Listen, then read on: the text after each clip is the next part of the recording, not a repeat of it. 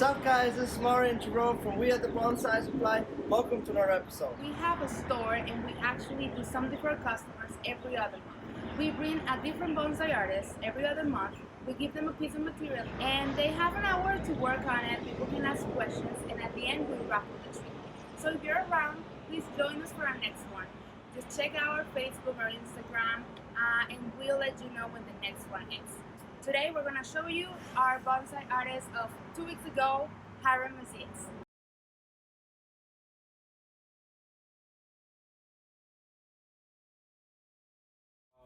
Who owns Jades here? Anybody?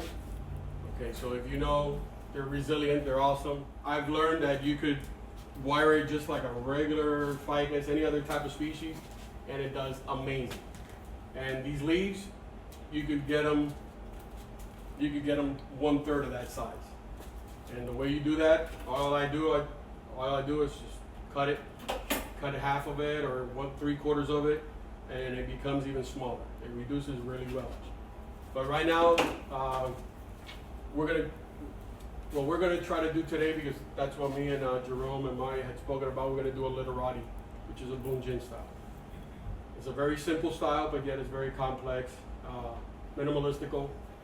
A literati, for example, this was made and raised to be a literati. You have beautiful root. They say you don't need to follow all the guidelines. It's true, but it does help. And you don't have to follow the guidelines, but as long as you're aesthetically, your style is aesthetically pleasing to the eye, you could get away with it. Otherwise, it doesn't balance out. So let me get to start working. I don't know if you guys know, but everybody knows these will all be great cuttings. I usually I never use concave or spherical cutters of these, because this will heal in itself. But I always leave a little bit out because it will, and then it goes a little bit, it gets indented a little bit from my experience, and it'll heal really nice. I'm looking for the line of the tree. Right now I'm looking at something right here so far at the same time. The cuttings, from my experience and what I was taught, I leave it out for about a week on top of a table. I don't mess with them. And then when they dry up, then you plant them and they do great. And you'll have 3,000 little jades all over the place. We're trying to do a literati, so literati is less is more. It's the perfect tree for it. To me, it's my favorite style because it's simple, but yet very complex, like I said before. This tree in the wild in Africa grows about 60 feet, and the elephants eat it when it's dry because it's part of a succulent family. Some people get upset when you call them Jades, your Jades, because their name is Portularia alpha. Oh, that's a big piece. That's a nice one. Jades are like crabs, stone crabs. You break one leg, and it grows out. This is it's one of the best recyclable resources we have as bonsai artists. I guess, I don't know if you're seeing, there's more movement this way. You could either go either way. And just remember, taper. We don't want this up here. We want something thinner. We want it to taper and have a certain flow. See, like if you see this, one, see how thick it is? It's almost as thick as the main trunk. The taper wise, it doesn't do much for the eye. Full sun, for those who don't know, full sun, don't overwater it. See, I like this, and I would use this as a branch for now, but if you notice, it's the same size. So here we go again, the taper. Just gotta remember, once you get that programmed in your brain, everything is simple to cut that you don't need. So, but for this demonstration, I'm gonna just leave it there for now.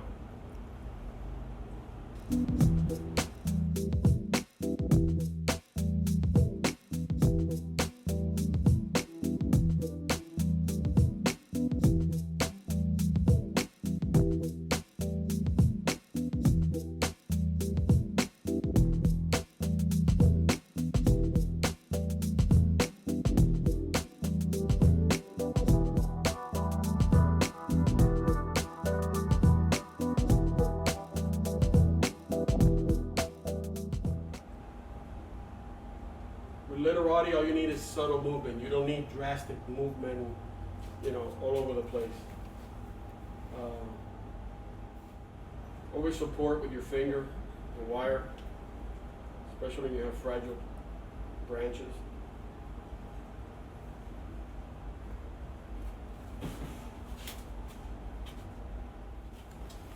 Obviously, the drawing is going to come out better than the tree.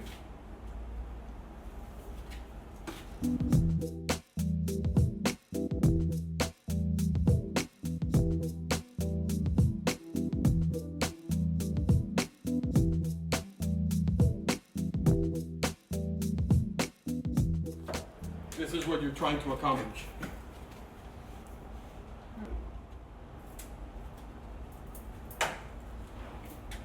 I mean, look at that, how just that little wiring makes it.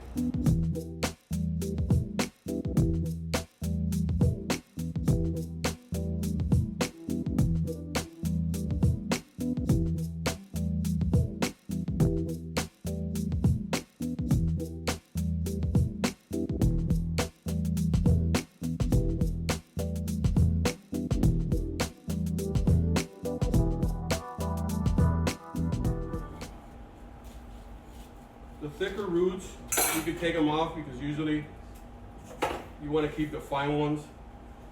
That's where those are the feeder roots that you need. I would not fertilize this tree until once you see it that it's sprouting really good, whoever wins it. It already has a little bit of fertilizer, so I want to fertilize it for now.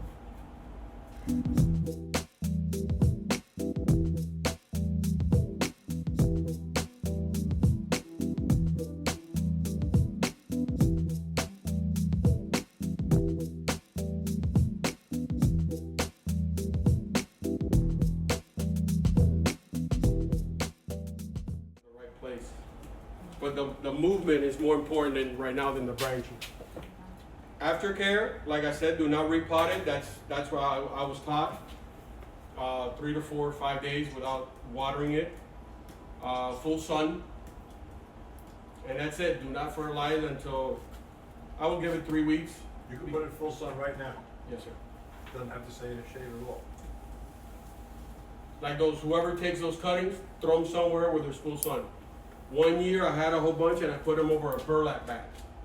For some reason I brought something through the burlap bag and I threw them there. And I guess because the burlap bag holds moisture, a week later, I'm like 3 weeks later after I forgot about them, they were there, I'm like, they were rooted. Just over a burlap bag. I'm like, they're a recyclable resource. They're great. And this is what you're, basically, you don't need a thick trunk like this, but with the literati, you see the taper. Just be careful when you take it home. We don't lose this or none of these little petals. But it will bounce back. They're indestructible. In the future, I will bring this a little bit, just a quarter more on this side to give that movement.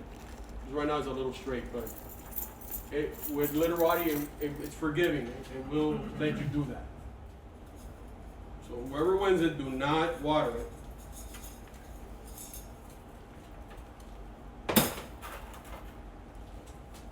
There you go. And will be a nice tree.